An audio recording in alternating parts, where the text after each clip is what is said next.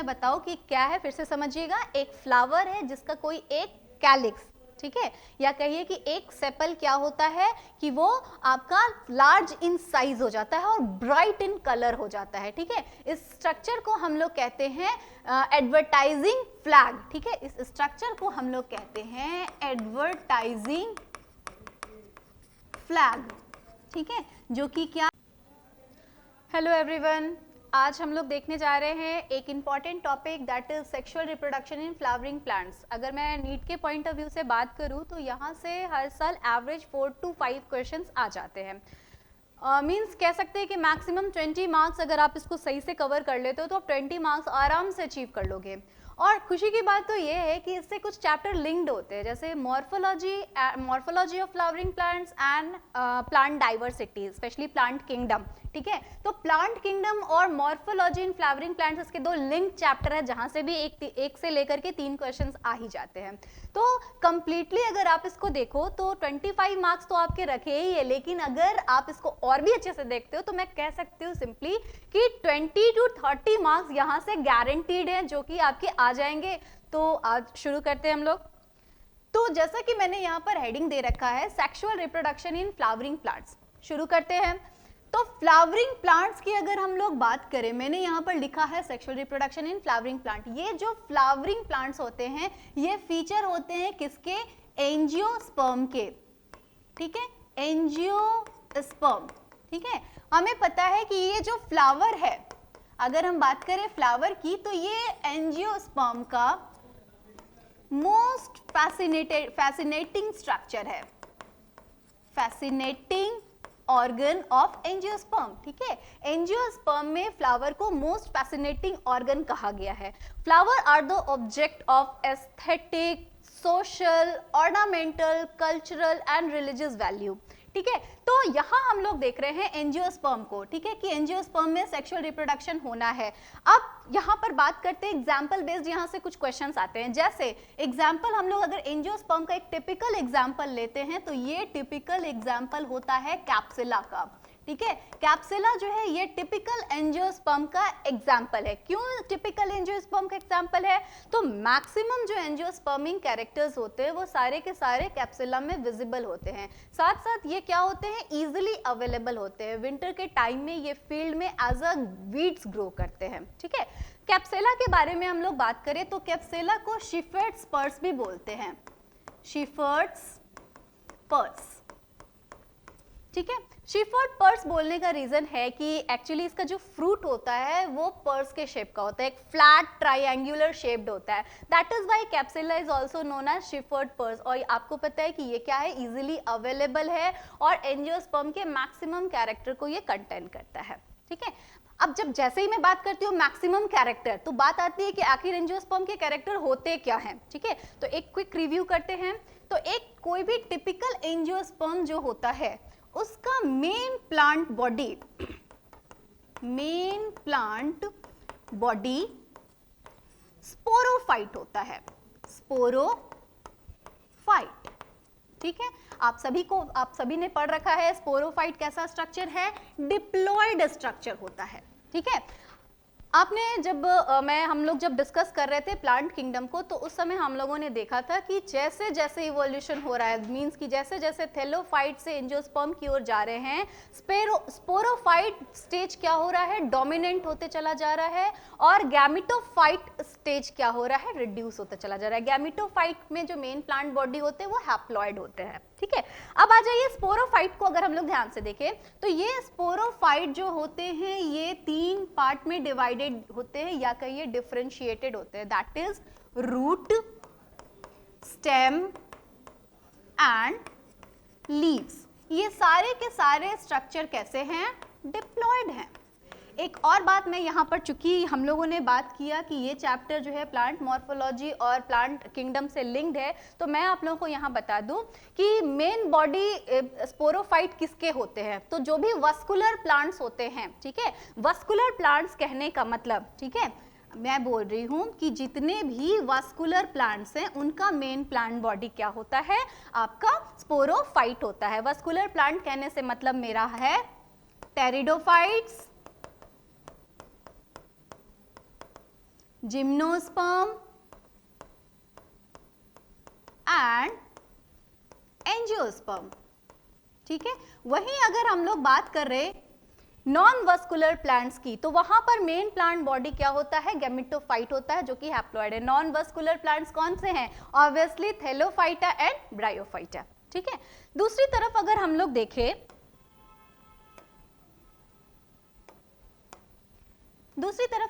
देख रहे हैं तो एक जो टिपिकल एंजियोस्पर्म होते हैं, ठीक है, वहां पर उनका जो बॉडी होता है वो उनका जो प्लांट बॉडी जो है वो कैसा होता है, हेट्रोस्पोरस होता है, हेट्रोस्पोरस।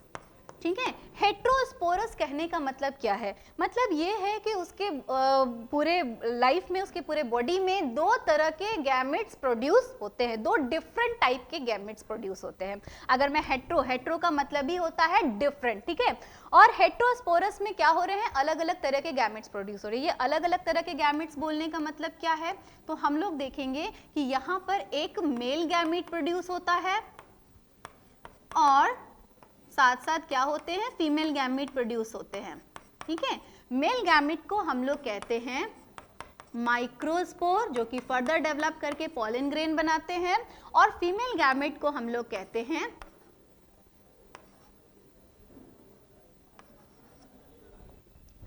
ठीक है, सॉरी, फीमेल गैमेट्स को हम लोग कहते हैं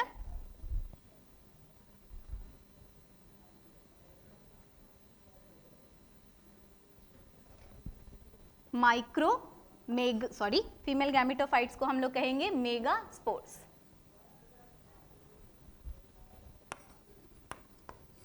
मेगास्पोर।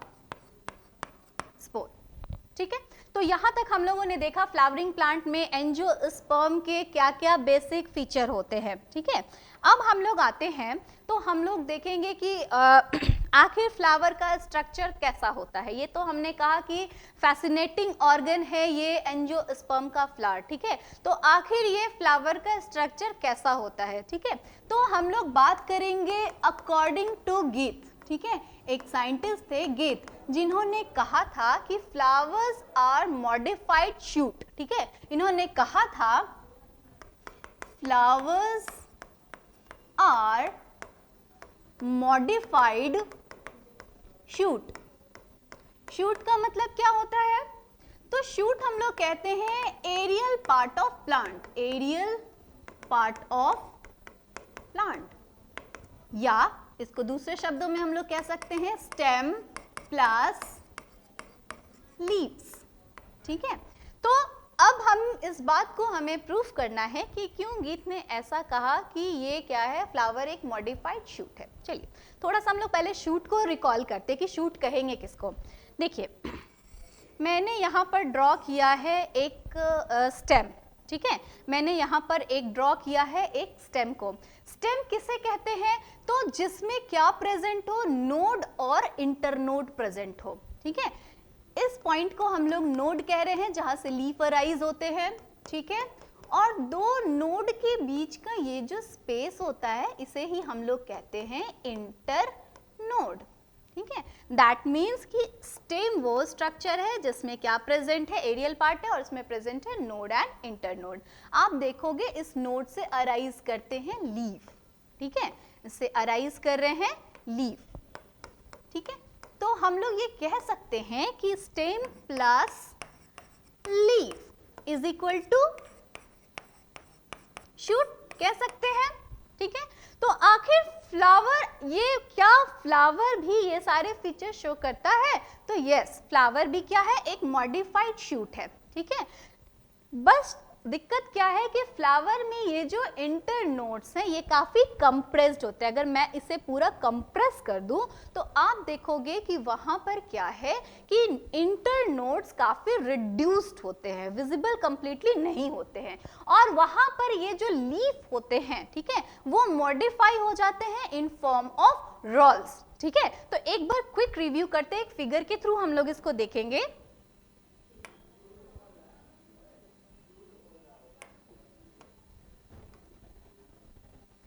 ये हमने ड्रॉ किया, ये पेडिसेल। ठीक है। पेडिसल क्या होता है? स्टॉक ऑफ फ्लावर, ठीक है। अब क्या है कि पेडिसल का जो फ्री एंड होता है वो थोड़ा सा स्वेल कर जाता है, फूल जाता है, नॉब लाइक हो जाता है, ठीक है। ये स्ट्रक्चर, ये जो हम देख रहे हैं जिसका फ्री एंड थोड़ा सा स्वेल कर गया, इसे हम नाम देते हैं थैलेमस, ठीक है। थैलेमस को अगर हम लोग ध्यान से देखें तो थैलेमस में हम देखते हैं यहाँ पर प्रेजेंट होते हैं 4 डिफरेंट नोड्स, ठीक है। यहाँ पर हमें दिख रहा है नोड्स, ये पहला नोड्स, ये एक नोड हुआ, ये दूसरा, तीसरा और चौथा, ठीक है। चूंकि थैलेमस में नोड्स और इंटरनोड प्रेजेंट है, that is why it is an example of modified stem, ठीक है। थैलेमस को हम लोग क्या कह सकते हैं? मॉडिफाइड स्टेम कह सकते हैं। क्यों? क्योंकि यहाँ प्रेजेंट है नोड्स एंड इंटरनोड्स। मैं यहाँ जो दिखा रही हूँ आपको नोड्स और इंटरनोड्स, ये यहाँ इंटरनोड्स इतने ज्यादा दिखते नहीं है, इतने स्पेस नहीं होते, हाईली रिड्यूस्ड होते हैं, ठीक है। ये बस फिगर है, आपको ध्यान रखना है कि इंटरनोड क्या होंगे? हाईली रिड्यूस्ड होंगे। यहाँ अगर ध्यान से देखो तो टोटल 4 नोड्स होते हैं plus 3 internodes which is considered as highly reduced, ठीक है। अब आते हैं नोड और इंटरनोड तो हमने देखा। ऑब्वियसली अगर नोड हमने लिखा है तो जाहिर सी बात है कि यहाँ से क्या अराइज कर रहा होगा? लीफ अराइज कर रहा होगा, ठीक है। तो बिल्कुल यहाँ से लीफ अराइज कर रहे हैं हर नोड से, ठीक है। और ये लीफ जो है ये मॉडिफाई होकर के बना रहे हैं रोल्स। तो हम लोग सबसे पहले रोल की बात करेंगे तो यहाँ से अराइज होता है पहला रोल, ठीक है, जिसे हम कहते हैं सेपल, ठीक है। सेपल जो होता है वो ग्रीन इन कलर होता है, ये सबसे पहले नोड से अराइज करता है और ये कैसा है? ग्रीन इन कलर होता है, ठीक है। इसके ग्रुप को, इसके रोल को हम लोग कहते हैं कैलिक्स, इसके रोल को हम लोग कहते हैं कैलिक्स। और फ्लोरल फॉर्मूला जब लिखते हैं तो इसे हम लोग रिप्रेजेंट करते हैं के से, ठीक है, इसे रिप्रेजेंट करते हैं के से। अब मैं फिर से वही बात रिपीट कर रही हूँ, मॉर्फोलॉजी के भी कुछ पॉइंट्स यहाँ पर क्या हैं? लिंक्ड हैं। जैसे सेपल की अगर बात की जाए तो अगर सारे सेपल फ्री हैं तो वहाँ पर अगर सेपल का नंबर अगर आप देखोगे तो मोनोसेपेलस भी हो सकता है, पॉलीसेपेलस भी हो सकता है, ठीक है। मल्टीपल पॉलीसेपेलस जो होते हैं वो गैमोसेपेलस के फॉर्म में भी मिलते हैं। अगर वो सारे फ्यूज्ड हैं तो वहीं पे उसे हम कहेंगे गैमोसेपेलस, ठीक है। नेक्स्ट आते हैं, ये जो दूसरा वाला हमारा नोड है, दूसरे वाले नोड से अराइज करता है हमारा दूसरा रोल्स, ठीक है, जिसे हम कहते हैं पेटल, ठीक है। पेटल के ग्रुप को, पेटल के रोल को हम लोग नाम देते हैं कोरोला, कोरोला, और इसे रिप्रेजेंट करते हैं हम सी से, ठीक है। ड्यूरिंग फ्लोरल फॉर्मूला इसे हम रिप्रेजेंट करते हैं सी से। तो हम लोग कह सकते हैं कि थैलेमस नोड एंड इंटरनोड है यहाँ पर, तो ये स्टेम है और यहाँ से ये जो रोल्स निकल रहे हैं ये क्या है? मॉडिफाइड लीफ है, ठीक है। अब यहाँ पर तीसरे रोल्स को हम लोग देखेंगे। ये जो हमारा तीसरा रोल्स है, ठीक है, ये आपका होता है, ये हम देख रहे हैं तीसरा रोल्स, ठीक है। इस तीसरे रोल्स को हम लोग कह रहे हैं स्टैमेन, ठीक है। स्टैमेन जब ग्रुप में अरेंज होता है तो इसे ही हम कहते हैं एंड्रोइशियम, ठीक है। एंड्रोइशियम को हम लोग रिप्रेजेंट करते हैं ए से, और ये एंड्रोइशियम क्या है? ये फ्लावर का मेल रिप्रोडक्टिव ऑर्गन है, male reproductive organ, clear. Next हम लोग आते हैं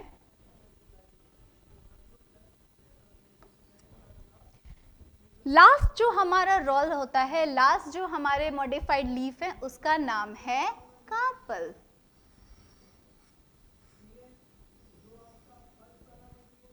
ठीक है, कार्पल।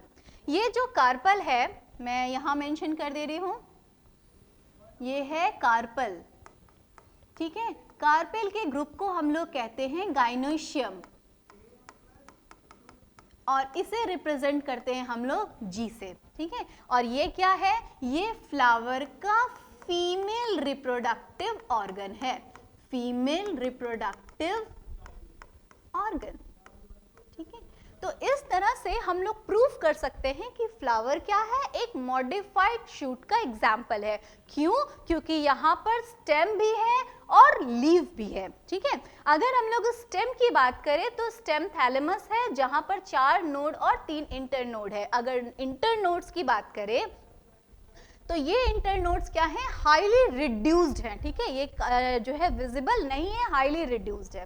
ठीक है, बट यहाँ पर भी एक्सेप्शन देखने को मिलते हैं। ठीक है, कुछ प्लांट्स ऐसे होते हैं जहां पर इन कोई सिंगल नोड्स क्या हो जाते हैं, इंटर नोड्स क्या हो जाते हैं, विजिबल हो जाते हैं। ठीक है, तो कभी कभी एग्जाम्स में वो क्वेश्चंस आपके पूछ देते हैं, एग्जाम्पल बेस्ड भी क्वेश्चन वहां से आते हैं, तो एक बार हम लोग वहां पर उसको डिस्कस कर लेते हैं कि क्या होगा अगर कोई इंटरनोड का साइज बढ़ जाए और वो विजिबल हो जाए। ठीक है, तो हम लोग कंडीशन देखेंगे। जैसे पहला कंडीशन हम लोग देख रहे हैं, मैंने यहां पर एक फ्लावर ड्रॉ किया,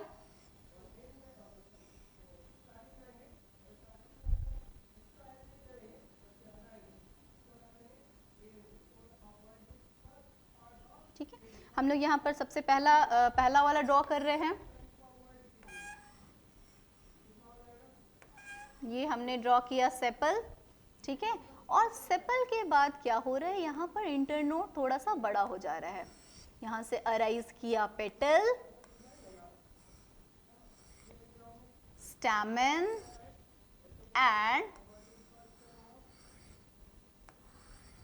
गाइनोशियम। ठीक है, तो आप यहां देख रहे हो कि सेपल और पेटल के बीच में क्या है, एक गैप क्रिएट हो गया, एक इंटरनोड क्रिएट हो गया। इसे हम कहते हैं फर्स्ट इंटरनोड, फर्स्ट इंटरनोड। ठीक है, फर्स्ट इंटरनोड या इसी का दूसरा नाम है एंथोफोर। ठीक है, इस तरह का जो अरेंजमेंट होता है ये बेसिकली कुछ ही प्लांट्स में देखने को मिलता है, जिसका सबसे क्लासिकल एग्जाम्पल हमारे पास है साइलीन। ठीक है, साइलीन एक ऐसा प्लांट है जहां पर एंथोफोर काफी विजिबल होता है। ठीक है, फर्स्ट इंटरनोड है एंथोफोर। ठीक है, उसके बाद दूसरा कंडीशन हम लोग देखेंगे। ठीक है, दूसरे कंडीशन में हम लोग कुछ इस तरह से देख सकते हैं,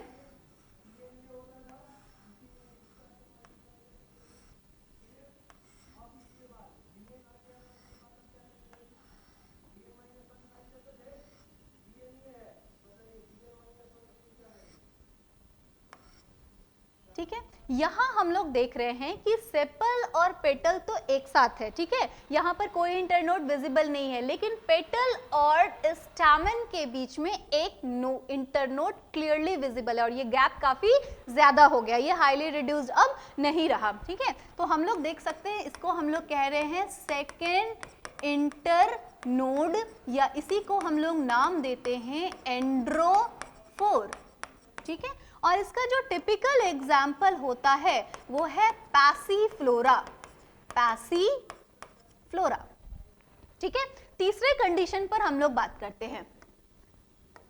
तीसरा कंडीशन, ये हमने देखा फर्स्ट इंटरनोड बड़ा हो गया, फर्स्ट इंटरनोड काफी विजिबल हो गया, साइलीन में देख रहे थे। दूसरा हम लोग एंड्रोफोर देख रहे थे जो कि सेकेंड इंटरनोड है, पैसीफ्लोरा में दिख रहा है। अब तीसरे नोड की बात करते हैं। तीसरा नोड अब आप लोग तो समझ ही रहे होंगे, अब तीसरा कंडीशन क्या हो सकता है, यहाँ पर सेपल भी एक साथ होंगे, पेटल्स भी होंगे, एंड्रोशियम भी एक साथ होंगे, लेकिन गाइनोशियम के पास आपको एक इंटरनोड विजिबल हो जाएगा। ठीक है, तो यहाँ पर जो ये इंटरनोड आपको दिख रहा है ये हमारा क्या है, थर्ड इंटरनोड है, थर्ड इंटरनोड, जिसे हम कहते हैं गाइनोफोर, गाइनोफोर। और इसका जो एग्जाम्पल है, जो टिपिकल एग्जाम्पल है वो है कैपेरिस, कैपेरिस। अब कुछ बच्चे पूछते हैं कि मैम ये सारी चीजें हमें याद कैसे होगी। ठीक है, ये तो काफी एग्जाम्पल है, रटना है, बहुत मुश्किल है, कैसे याद करेंगे। ठीक है, तो इस चीज को ओवरकम करने के लिए मैं यहाँ पर आप लोगों को एक छोटा सा ट्रिक देती हूँ। ठीक है, ये ट्रिक क्या है, तो एसपी के सर पे कैप, एसपी के सर पे cap, here S for silene, P for passiflora and C for Caparis. ठीक है, ये फर्स्ट इंटरनोड हुआ, ये सेकेंड इंटरनोड हुआ और ये क्या हुआ, थर्ड इंटरनोड का एग्जाम्पल हुआ। ठीक है, तो अगर आप इस ट्रिक को ध्यान में रखते हैं तो आप आसानी से इसको आप टेकल कर लोगे। यहाँ के एग्जाम्पल बेस्ड क्वेश्चन भी अगर आते हैं तो आप इसको आसानी से कर लोगे। ठीक है, अब जो क्वेश्चन आपके दिमाग में आ रहा है वो भी मैं समझ पा रही हूँ कि क्या होगा अगर कि एंड्रोशियम और गायनोशियम के बीच भी नोड क्रिएट हो जाए और स्टैमेन और पेटल के बीच भी इंटरनोड क्रिएट हो जाए। क्या ऐसा संभव है? हाँ, बिल्कुल ऐसा संभव है। तो इस कंडीशन को भी हम लोग नेक्स्ट स्लाइड पर देख लेते हैं। तो यस, यहाँ पर ये कंडीशन भी संभव है।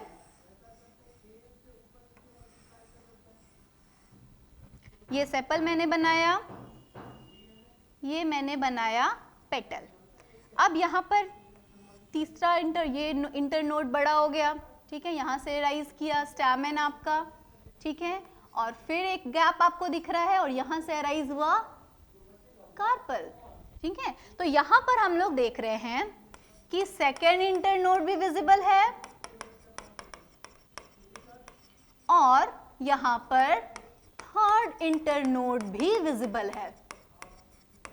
ठीक है, इस तरह के कंडीशन को हम लोग कहते हैं गाइनोएंड्रोफोर। इस कंडीशन को हम लोग कहते हैं गाइनोएंड्रोफोर। ठीक है, चलिए नेक्स्ट स्लाइड पर आते हैं। एक क्वेश्चन जो कई बार आपके नीट में रिपीट हुआ है, ठीक है, उस क्वेश्चन को हम लोग डिस्कस करते हैं। कुछ फ्लावर्स ऐसे होते हैं, ध्यान दीजिएगा मैं जो कहने जा रही हूँ बात को। ठीक है, कुछ फ्लावर्स ऐसे होते हैं जिनका एक सेपल अचानक से लार्ज साइज का मॉडिफाई हो जाता है। ठीक है, लार्ज, सबसे पहले तो मैं बताऊं कि क्या है, फिर से समझिएगा। एक फ्लावर है जिसका कोई एक कैलिक्स, ठीक है, या कहिए कि एक सेपल क्या होता है कि वो आपका लार्ज इन साइज हो जाता है और ब्राइट इन कलर हो जाता है। ठीक है, इस स्ट्रक्चर को हम लोग कहते हैं एडवर्टाइजिंग फ्लैग। ठीक है, इस स्ट्रक्चर को हम लोग कहते हैं एडवर्टाइजिंग फ्लैग। ठीक है, जो कि क्या है, एग्जाम्पल है किसका, मॉडिफाइड सेपल का। ठीक है, इनफैक्ट ये क्या कर रहा है एडवर्टाइजिंग फ्लैग, तो ये आपका large and bright yellow colour का हो जाता है। ब्राइट येलो कलर, लार्ज और ब्राइट येलो कलर होने की वजह से इंसेक्ट्स जो होते हैं वो इस पे काफी अट्रैक्ट होते हैं। ठीक है, जो कि रीजन बनता है क्रॉस पॉलिनेशन का। ठीक है, तो हम लोग कह सकते हैं we will write here attracts insects for cross pollination।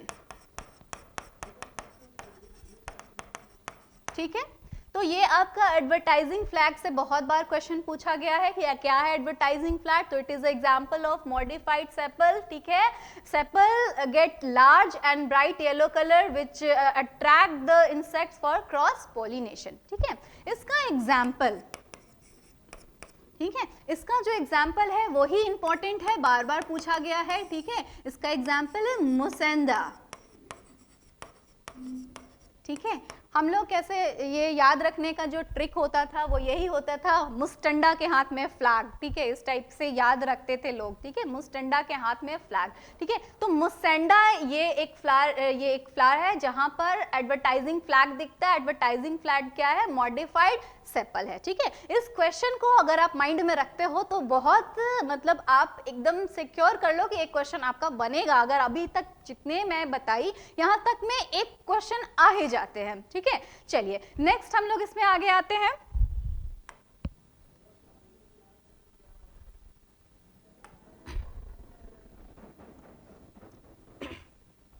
Plants की बात करते हैं। ठीक है, फ्लावर्स की बात तो हमने कर लिया। ठीक है, कि फ्लावर का स्ट्रक्चर कैसा होता है, नोड्स कैसा है, इंटरनोड्स कैसा है। अब हम लोग प्लांट्स की बात करते हैं। तो प्लांट बेसिकली दो तरह के होते हैं। ठीक है, एक होते हैं आपके मोनोकार्पिक प्लांट्स, मोनोकार्पिक प्लांट, और दूसरे होते हैं आपके पॉलीकार्पिक प्लांट। ठीक है, यहाँ से भी क्वेश्चंस आपके बहुत बार रिपीट हुए हैं, इसलिए हम इसको थोड़ा ध्यान से देखेंगे, ठीक है। जैसा कि यहाँ आप लोग नाम से ही समझ रहे हो, mono, mono means single, and carpic word karpos से आया है विच मीन्स फ्रूट। तो मोनोकार्पिक प्लांट ऐसे प्लांट को हम लोग कहेंगे जिसमें फ्लावरिंग एंड फ्रूटिंग उसके पूरे जीवन काल में सिर्फ एक बार होता है। So will write here flowering and fruiting takes place once in life, once in life, ठीक है, पूरे लाइफ में ये सिर्फ एक बार होता है। मोनोकार्पिक प्लांट की एक खासियत होती है कि वो अपने लाइफ स्पैन के तीनों फेज को क्लियरली डिस्टिंक्ट रखता है। लाइफ स्पैन के 3 फेज कौन से हैं? Juvenile phase, reproductive phase and senescent phase. ये तीनों फेज यहाँ पर क्या होते हैं? क्लियरली डिस्टिंक्ट होते हैं, ठीक है। और इसका जो एग्जाम्पल है वो क्या है आपका? एनुअल एंड बाईएनियल प्लांट्स, ठीक है। जितने भी एनुअल एंड बाईएनियल प्लांट्स हैं वो सारे के सारे एग्जाम्पल हैं मोनोकार्पिक प्लांट्स के, ठीक है। तो यहाँ से भी आपके कुछ एग्जाम्पल बेस्ड क्वेश्चन आते हैं। जैसा कि मैंने बोला कि ये जो आपका टॉपिक है ये मॉर्फोलॉजी से भी लिंक्ड है, ठीक है। तो यहाँ पर याद रखना है कि एनुअल प्लांट किसको कहेंगे और बाईएनुअल प्लांट्स के क्या एग्जाम्पल्स होंगे। तो बेस्ट वे जो मैंने देखा है याद रखने का वो ये रखा है कि एनुअल प्लांट्स में सारे वो आपके अनाज सीरियल्स आ जाते हैं जिनका चपाती बनता है या रोटी बनता है। जैसे रोटी किन किन चीज़ों की बन सकती है? गेहूं की बन सकती है, चावल की रोटी बन सकती है, चावल की, गेहूं के आटे की, चावल के आटे की, मकई के आटे की, ज्वार के आटे की, बाजरे के आटे की, ठीक है। तो ये जितने भी हैं, राइस, व्हीट, कॉर्न, ज्वार, बाजरा, जितने भी हैं, जो भी ग्रामीणी फैमिली वाले हैं, वो सब के सब एनुअल प्लांट में आप प्लेस कर दो, अच्छे से याद रखोगे। और भी बहुत सारे एग्जाम्पल है लेकिन बेस्ट वे है आपको ये याद रखने का, ठीक है। बाईएनियल प्लांट की अगर हम लोग बात करें तो जैसे गाजर हो गया, चुकंदर हो गया, कैरेट हो गया, शुगर बीट हो गया, गाजर, चुकंदर, ये सब बेस्ट एग्जाम्पल होते हैं बाईएनियल प्लांट्स के, ठीक है। चलिए दूसरी बात हम लोग बताएं कि यहाँ पर क्या हो रहा है? क्लियरली डिस्टिंक्शन दिखता है, clearly distinction of juvenile senescence and death phase,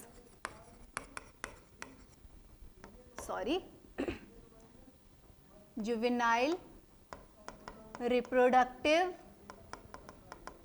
and senescence और death phase, ठीक है। नेक्स्ट हम लोग बात करेंगे पॉलीकार्पिक प्लांट की। नाम से ही बहुत कुछ क्लियर हो रहा है, ठीक है। जैसे पॉली, पॉली का मतलब होता है मेनी, ठीक है, और कार्पिक वर्ड वंस अगेन कार्पोस से आया है विच मीन्स फ्रूट। तो ये ऐसे प्लांट होते हैं जिसमें फ्लावरिंग एंड फ्रूटिंग उसके लाइफ साइकिल के दौरान कई बार होते हैं, ठीक है। Many time flowering and fruiting takes place in their whole life span, ठीक है। तो हम लोग लिख सकते हैं flowering and fruiting takes place many time in their whole life span, whole life span. यहाँ पे मैं आप लोगों को बता दूं कि जो लाइफ साइकिल के, जो लाइफ स्पैन के जो 3 फेज हैं, that is juvenile phase, reproductive phase and senescence phase, ये तीनों ही फेज यहाँ पर क्लियरली डिस्टिंक्ट नहीं होते हैं, ठीक है। और इसके जो एग्जाम्पल आते हैं वो आते हैं पेरेनियल प्लांट्स, पेरेनियल प्लांट्स, ठीक है। पेरेनियल प्लांट्स कहने का मतलब कि वो जिसके लाइफ साइकिल में बार बार फ्रूटिंग्स हो रही है, बार बार फल लग रहे हैं। जैसे कुछ एग्जाम्पल हम लोग ले ले तो मैंगो हर साल फल लग जाता है गर्मी के मौसम में, ठीक है। ग्वाभा, ठीक है। एटसेट्रा। तो बहुत सारे ऐसे प्लांट्स होते हैं, पेरेनियल प्लांट्स उसे कहेंगे, जिसमें क्या हो रहा है, बार बार फ्रूटिंग होते हैं, फ्लावरिंग होते हैं, और ऐसे जो प्लांट्स होते हैं वो एग्जाम्पल होते हैं पॉलीकार्पिक प्लांट्स का। अब हमारे पास जो क्वेश्चन है वो ये है कि क्या सारे पेरेनियल प्लांट्स पॉलीकार्पिक होंगे? तो यहाँ आपका आंसर है कि नहीं, यहाँ पर एक्सेप्शन देखने को मिलते हैं। कुछ ऐसे पेरेनियल प्लांट्स भी होते हैं जो कि एग्जाम्पल होते हैं मोनोकार्पिक प्लांट्स के, यानी कि पेरेनियल तो हैं लेकिन उनका लाइफ स्पैन लंबा है, ठीक है, लेकिन वहां पर फ्लावरिंग और फ्रूटिंग सिर्फ एक बार होती है, जिसको अभी हम लोग देखेंगे नेक्स्ट स्लाइड पर।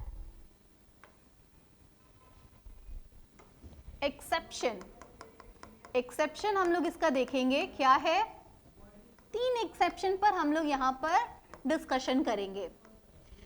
एक्सेप्शन में हमें पहला जो दिखता है वो है बैम्बू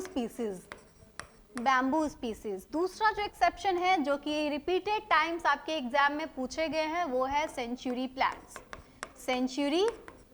प्लांट्स, जिसको एक और नाम से हम लोग जानते हैं अगेव अमेरिकाना, ठीक है। और तीसरे प्लांट जिसकी हम लोग बात करने वाले हैं, ये बहुत ही अट्रैक्टिव प्लांट की बात हो रही है, दैट इज स्ट्रोबाइलेंथस कुंथियाना, जिसको कॉमनली हम लोग कहते हैं नीला कुरंजी। अगर नीला कुरंजी की हम लोग बात करें तो ये हिली कर्नाटका, केरला के हिली एरियाज में देखने को मिलता है, ठीक है। ये है तो पेरिएनियल प्लांट्स, लेकिन इसमें जो फ्लावरिंग होती है वो हर 12 साल पे होती है, 12 साल पे देखने को मिलती है यहाँ पर, ठीक है। 12 साल में इसमें फ्लावरिंग होती है और ये वहाँ के टूरिस्ट को काफी अट्रैक्ट करते हैं। बेसिकली ये सितंबर अक्टूबर मंथ में होते हैं, ठीक है। तो हम लोग लिख सकते हैं फ्लावरिंग वंस इन 12 ईयर्स। कहाँ होते हैं? तो हिली एरिया में, कहाँ? कर्नाटका, केरला के हिली एरियाज में देखने को मिलते हैं। इसके ब्लू स्ट्रेचेस बन जाते हैं, ब्लू कलर के होते हैं, जिसके स्ट्रेचेस बन जाते हैं जो टूरिस्ट को काफी अट्रैक्ट करते हैं। लास्ट टाइम यहाँ पर फ्लावरिंग हुई थी 2018 में, ठीक है। चलिए, उसके बाद सेंचुरी प्लांट की बात करते हैं। तो ये जो सेंचुरी प्लांट है, नाम से तो समझ में आ रहा है कि जैसे 100 साल जीता होगा, शायद ऐसा कुछ होता होगा, लेकिन नहीं, ऐसा नहीं है। ये पेरेनियल जरूर है, मोनोकार्पिक है, लेकिन सेंचुरी का मतलब 100 साल जीने वाला नहीं है। ये 25-30 साल में यहाँ पर फ्लावरिंग होती है, ठीक है। बैम्बू की अगर हम लोग बात करें तो बैम्बू के केस में हम लोग देखते हैं कि यहाँ पर जो फ्लावरिंग और फ्रूटिंग होती है ये भी आपका कितना होता है, तो करीब करीब 25 से 50 साल के बीच में ये होता है, ठीक है। और यहाँ पर फ्लावरिंग फ्रूटिंग होती है और प्लांट क्या होता है, डाई कर जाता है। Flowering and fruiting takes place once in life. So हम लोग कह सकते हैं कि ये जो 3 प्लांट का मैंने एग्जांपल लिया, ये सब के सब क्या है, पेरेनियल तो हैं, लेकिन साथ साथ ये क्या है, मोनोकार्पिक है। अभी हमने ऊपर पढ़ा कि जो भी पॉलीकार्पिक प्लांट्स होंगे वो पेरेनियल होते हैं, लेकिन यहाँ हम लोग एक्सेप्शन देख रहे हैं और ये एक्सेप्शन से क्वेश्चंस आपके बहुत बार पूछे गए हैं, इसलिए आप लोग इस पॉइंट को बहुत ध्यान रखिएगा, याद रखिएगा, ठीक है। नेक्स्ट आते हैं।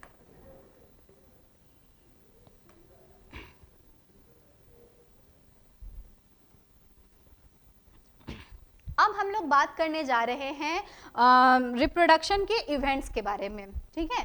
तो यहाँ हम लोग हेडिंग दे सकते हैं events in sexual reproduction, sexual reproduction, ठीक है।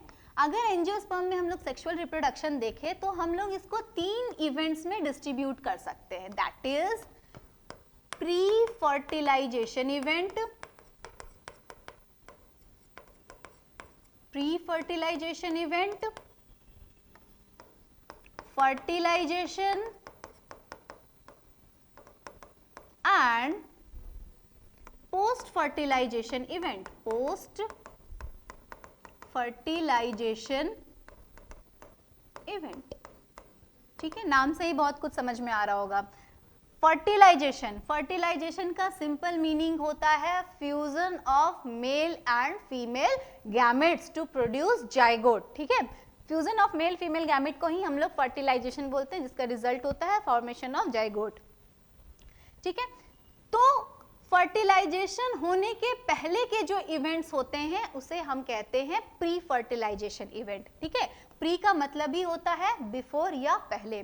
तो प्री फर्टिलाइजेशन इवेंट को भी हम लोग दो सब कैटेगरी में डिवाइड कर देंगे, that is gametogenesis, gametogenesis and transfer of gamete.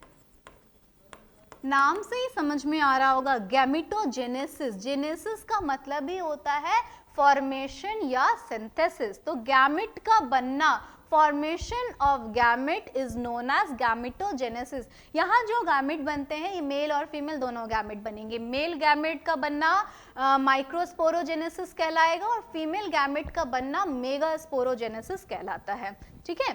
तो यहाँ पर हमने देखा कि गैमेटोजेनेसिस हुआ, दोनों तरह के गैमेटोजेनेसिस को कंसिडर करेंगे हम लोग, माइक्रोस्पोरोजेनेसिस एंड मेगास्पोरोजेनेसिस, ठीक है। उसके बाद ट्रांसफर ऑफ गैमेट हो गया, ठीक है। एक बार जब ट्रांसफर ऑफ गैमेट हो जाता है तो जो नेक्स्ट इवेंट होता है वो होता है fertilization, that is fusion of male and female gamete to produce, क्या प्रोड्यूस करेंगे, जाइगोट, ठीक है। तो इसके बाद जो नेक्स्ट इवेंट आता है जिसपे हम लोग को डिस्कशन करना है वो है पोस्ट फर्टिलाइजेशन इवेंट, ठीक है।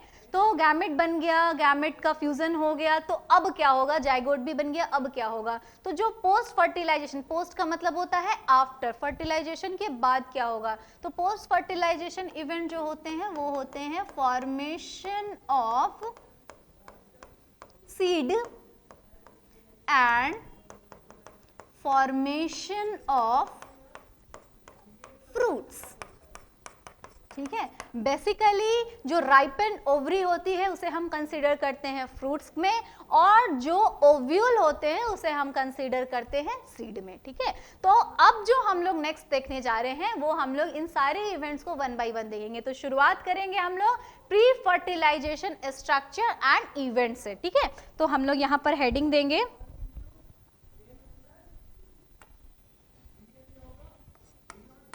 pre-fertilization structure and events, ठीक है। यहाँ पर सबसे पहला जो हम लोग स्ट्रक्चर देखेंगे प्री फर्टिलाइजेशन स्ट्रक्चर, वो माइक्रोस्पोर को देखेंगे, दैट इज माइक्रोस्पोरोजेनेसिस। तो यहाँ पर हम लोग देखते हैं मेल रोल जो हम लोग सबसे पहले स्टडी करेंगे, विषय जिसके सिंगल यूनिट को हम लोग कह रहे हैं स्टैमेन, ठीक है। स्टैमेन जो होता है वो इक्विवेलेंट होता है माइक्रोस्पोरोफिल के, ठीक है। चलिए अब हम लोग इसको स्टडी करेंगे। एक टिपिकल स्टैमेन को अगर आप लोग देखोगे तो एक टिपिकल स्टैमेन में दो पार्ट्स होते हैं। Upper swollen part is known as anther, which is the fertile part of stamen, ठीक है। and lower stalk like structure is known as filament, which is the sterile part of stamen, ठीक है।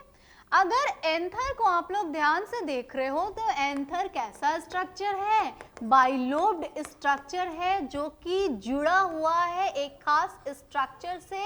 इस structure को हम लोग कहते हैं कनेक्टिव।